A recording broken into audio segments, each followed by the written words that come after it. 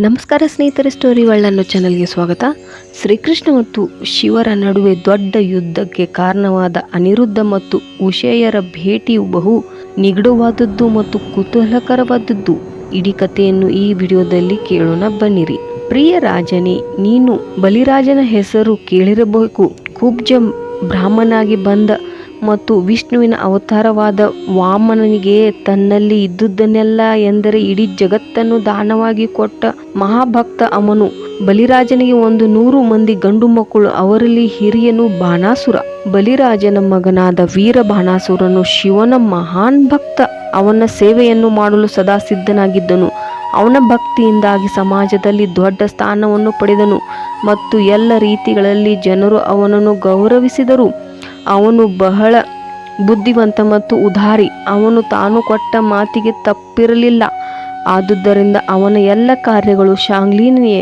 ಅವನು ಶೋಣಿತಪುರದ ರಾಜ. ಶಿವನ ಕೃಪೆಯಿಂದ ಬಾಣಾಸುರಿಗೆ 1000 ಕೈಗಳಿದ್ದವು. ಅವನು ಎಷ್ಟು ಪ್ರಬಲನಾಗಿದ್ದನೆಂದರೆ ಇಂದ್ರನಂಥ ದೇವತೆಗಳು ಅವನ ಅತ್ಯಂತ ವಿಧೇಯ ಸೇವಕರಾಗಿ ದುಡಿಯುತ್ತಿದ್ದರು.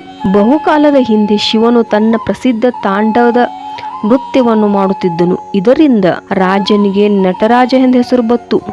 ಶಿವನು ನೃತ್ಯ ಮಾಡುತ್ತಿದ್ದಾಗ ತನ್ನ ಸಹಸ್ರ ಕೈಗಳಿಂದ ಮೃದಂಗಗಳನ್ನು ಲಯಬದ್ಧವಾಗಿ ನುಡಿಸಿ ಬಾಣಾಸುರನು ಶಿವನಿಗೆ ನೆರವಾದನು. ಶಿವನಿಗೆ ಅಶುತೋಷ ಎಂದು ಹೆಸರು. ಹೀಗೆಂದರೆ ಸುಲಭವಾಗಿ ತೃಪ್ತನಾಗುವನು. ಅವನಿಗೆ ತನ್ನ ಭಕ್ತರಲ್ಲಿ ಬಹು ಪ್ರೀತಿ. ತನ್ನಲ್ಲಿ ಆಶ್ರಯ ಪಡೆದವರನ್ನು ವಿಶೇಷವಾಗಿ ಅವನು ರಕ್ಷಿಸಿದನು. ಅವನು ಜಗತ್ತಿನಲ್ಲಿ ಎಲ್ಲ ಜೀವಿಗಳ ಪ್ರಭು. ಬಾಣಾಸುರನ ವಿಷಯದಲ್ಲಿ ಅವನು ಬಹಳ ಸಂತೋಷಪಟ್ಟನು. ನಿನಗೆ ನನ್ನ ವಿಷಯದಲ್ಲಿ ಬಹು ಸಂತೋಷವಾಗಿದೆ, ಆದುದರಿಂದ ನೀನು ಕೇಳುವ ವರವನ್ನು ಕೊಡುತ್ತೇನೆ ಎಂದು ಹೇಳಿದನು. ಬಾಣಾಸುರನು, ಪ್ರಿಯ ಪ್ರಭು, ನಿನಗೆ ಒಪ್ಪಿಗೆ ಆದರೆ ನನ್ನ ಶತ್ರುಗಳಿಂದ ನನ್ನನ್ನು ರಕ್ಷಿಸಲು ನೀನು ನನ್ನ ನಗರದಲ್ಲಿ ನಿಲ್ಲಬೇಕು ಎಂದು ಹೇಳಿದನು. ಒಮ್ಮೆ ಬಾಣಾಸುರನು ಶಿವನಿಗೆ ಗೌರವವನ್ನು ಅರ್ಪಿಸಲು ಬಂದನು. ಬಾಣಾಸುರನು ಕಿರೀಟವು ಸೂರ್ಯ ಮಂಡಲನಂತೆ ಹೊಳೆಯುತ್ತಿತ್ತು. ಅದನ್ನು ಶಿವನ ಪಾದಗಳಿಗೆ ಸ್ಪರ್ಶಿಸಿ ಪ್ರಣಾಮಗಳನ್ನು ಅರ್ಪಿಸಿದನು. ತನ್ನ ಗೌರವಪೂರ್ವಕ ಪ್ರಣಾಮಗಳನ್ನು ಅರ್ಪಿಸುವಾಗ ಬಾಣಾಸುರನು ಹೀಗೆ ಹೇಳಿದನು: ಪ್ರಿಯ ಪ್ರಭುವೇ, ಯಾವ ಮನುಷ್ಯನು ತನ್ನ ಆಕಾಂಕ್ಷೆಗಳನ್ನು ಸಾಧಿಸಲು ಸಾಧ್ಯವಾಗುವುದಿಲ್ಲವೋ ಅವನು ನಿನ್ನ ಪಾದಗಳಲ್ಲಿ ಆಶ್ರಯ ಪಡೆದರೆ ಸಾಧಿಸುತ್ತಾನೆ. ನಿನ್ನ ಚರಣ ಕಮಲಗಳು ಕಲ್ಪವೃಕ್ಷದಂತೆ, ಅವುಗಳಿಂದ ಮನುಷ್ಯನು ಏನೇನು ಬೇಕಾದರೂ ಪಡೆಯಬಹುದು. ಪ್ರಿಯ ಪ್ರಭುವೆ, ನೀನು ನನಗೆ 1000 ಬಾಹುಗಳನ್ನು ಕೊಟ್ಟಿದ್ದೀಯಾ, ಆದರೆ ಇವುಗಳನ್ನು ಇಟ್ಟುಕೊಂಡು ಏನು ಮಾಡಬೇಕು ಎಂದು ನನಗೆ ಗೊತ್ತಾಗುತ್ತಿಲ್ಲ.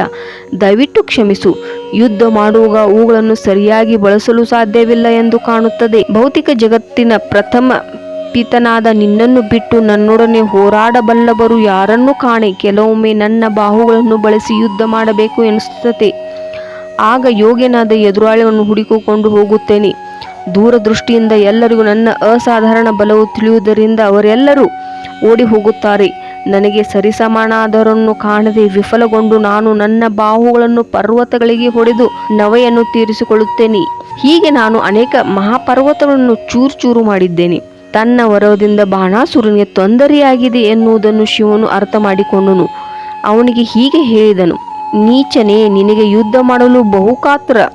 ಆದರೆ ನಿನ್ನೊಡನೆ ಯುದ್ಧ ಮಾಡಬಲ್ಲವರು ಇಲ್ಲಿ ಎಂದು ಸಂಕಟ ಪಡುತ್ತಿದೆಯಾ? ನನ್ನನ್ನು ಬಿಟ್ಟರೆ ಬೇರೆ ಯಾರು ನಿನ್ನನ್ನು ಎದುರಿಸಲಾರರು ಎಂದು ನೀನು ಭಾವಿಸಿದ್ದೀಯಾ? ಆದರೆ ಇಂಥ ಸಂದರ್ಭವನ್ನು ಕಾಲ ಕಳೆದಂತೆ ನೀನು ಕಾಣುವೆ ಎಂದು ಹೇಳುತ್ತೇನೆ. ಆಗ ನಿನ್ನ ಕಾಲವು ಮುಗಿಯುತ್ತದೆ. ನಿನ್ನ ವಿಜಯ ಧ್ವಜವು ಹಾರಾಡುವುದಿಲ್ಲ. ಆಗ ನಿನ್ನ ಟೊಳ್ಳು ಅಹಂಕಾರವು ಚೂರಾಗುವುದನ್ನು ಕಾಣುವೆ. ಶಿವನ ಮಾತನ್ನು ಕೇಳಿ ಬಾಣಾಸುರಿಗೆ ತನ್ನ ಶಕ್ತಿಯ ವಿಷಯದಲ್ಲಿ ಬಹು ಗರ್ವ ಬಂದಿತ್ತು. ತನ್ನನ್ನು ತುಂಡು ಮಾಡಬಲ್ಲವನೊಬ್ಬನು ಕಾಣುತ್ತೇನೆ ಎಂದು ಅವನಿಗೆ ಸಂತೋಷವಾಯಿತು. ಬಾಣಾಸುರನು ತನ್ನ ಬಲವನ್ನು ಇಳಿಸುವ ಸಮರ್ಥ ಯೋಧನು ಬರುವ ದಿನವನ್ನೇ ಎದುರು ನೋಡುತ್ತಿದ್ದನು. ಅವನು ಇಂಥ ಮೂರ್ಖ ರಾಕ್ಷಸ. ಅನಗತ್ಯವಾದ ಪ್ರಾಪಂಚಿಕ ಶ್ರೀಮಂತಿಕೆಗೆ ಮನಸೋತು ಮೂರ್ಖರು ರಾಕ್ಷಸರಂಥವರು ಆದ ಮನುಷ್ಯರು ತಮ್ಮ ಶ್ರೀಮಂತಿಕೆಯನ್ನು ತೋರಿಸಿಕೊಳ್ಳಲು ಬಯಸುತ್ತಾರೆ. ಇಂತಹ ಶ್ರೀಮಂತಿಕೆಗಳು ಮುಳುಗಿ ಹೋದಾಗ ಅವರು ಸಂತೋಷ ಪಡುತ್ತಾರೆ ಎಂದು ಕಾಣುತ್ತದೆ. ತಮ್ಮ ಶಕ್ತಿ ಯೋಗ್ಯವಾದ ಗುರಿಗಾಗಿ ಬಳಸುವುದು ಹೇಗೆ ಎಂದು ಅವರಿಗೆ ತಿಳಿಯದು. ಏಕೆಂದರೆ ಕೃಷ್ಣ ಪ್ರಜ್ಞೆ ಲಾಭವನ್ನು ಅವರು ಅರಿಯರು. ಮನುಷ್ಯರಲ್ಲಿ 2 ವರ್ಗಗಳು. ಒಂದು ಕೃಷ್ಣ ಪ್ರಜ್ಞೆ ಇರುವರು, ಇನ್ನೊಂದು ಕೃಷ್ಣ ಪ್ರಜ್ಞೆ ಇಲ್ಲದವರು. ಕೃಷ್ಣ ಪ್ರಜ್ಞೆ ಇಲ್ಲದವರು ಸಾಮಾನ್ಯವಾಗಿ ದೇವತೆಗಳ ಭಕ್ತರು. ಕೃಷ್ಣ ಪ್ರಜ್ಞೆ ಇರುವರು ದೇವತಂ ಪರಮ ಪುರುಷನ ಭಕ್ತರು. ಕೃಷ್ಣ ಪ್ರಜ್ಞೆ ಇರುವರು ಎಲ್ಲರೂ ಪ್ರಭುವಿಗಾಗಿ ಸೇವೆಗೆ ಉಪಯೋಗಿಸುತ್ತಾರೆ. ಕೃಷ್ಣ ಪ್ರಜ್ಞೆ ಇಲ್ಲದವರು ಎಲ್ಲರನ್ನು ಇಂದ್ರಿಯ ಭೋಗಕ್ಕಾಗಿ ಬಳಸುತ್ತಾರೆ. ಬಾಣಾಸುರನು ಇದಕ್ಕೆ ಒಂದು ಸೊಗಸಾದ ನಿರ್ದೇಶನ. ಹೋರಾಡುವುದರಲ್ಲಿ ತನಗಿದ್ದ ಅಸಾಧಾರಣ ಬಲವನ್ನು ತನ್ನ ತೃಪ್ತಿಗಾಗಿಯೇ ಬಳಸಿಕೊಳ್ಳಲು ಅವನು ಬಹಳ ಕಾತರನಾಗಿದ್ದನು. ಎದುರಾಳಿಗಳಿಲ್ಲದೆ ಅವನು ತನ್ನ ಬಲಿಷ್ಠವಾದ ಕೈಗಳಿಂದ ಪರ್ವತಗಳಿಗೆ ಹೊಡೆದು ಅವುಗಳನ್ನು ತುಂಡು ತುಂಡು ಮಾಡುತ್ತಿದ್ದ. ಇದಕ್ಕೆ ಪ್ರತಿಯಾಗಿ ಅರ್ಜುನನಿಗೆ ಯುದ್ಧ ಮಾಡುವುದರಲ್ಲಿ ಅಸಾಧಾರಣ ಶಕ್ತಿ ಇತ್ತು, ಆದರೆ ಅವನು ಅದನ್ನು ಕೃಷ್ಣನಿಗಾಗಿ ಮಾತ್ರ ಬಳಸಿದನು. ಉಷಾ ಮತ್ತು ಅನಿರುದ್ಧರು ಕೃಷ್ಣ ಮತ್ತು ಶಿವರ ನಡುವೆ ಯುದ್ಧ ಮಾಡಲು ಕಾರಣ ಏಕೆ ಅದರೆಂದು ಮುಂದಿನ ಭಾಗದಲ್ಲಿ ನೋಡೋಣ. ಈ ಕಥೆ ನಿಮಗೆ ಇಷ್ಟವಾಗಿದ್ದಲ್ಲಿ ಲೈಕ್ ಮಾಡಿ, ಶೇರ್ ಮಾಡಿ ಮತ್ತು ಸಬ್ಸ್ಕ್ರೈಬ್ ಮಾಡಿ. ಹರೇ ಕೃಷ್ಣ, ಹರೇ ರಾಮ.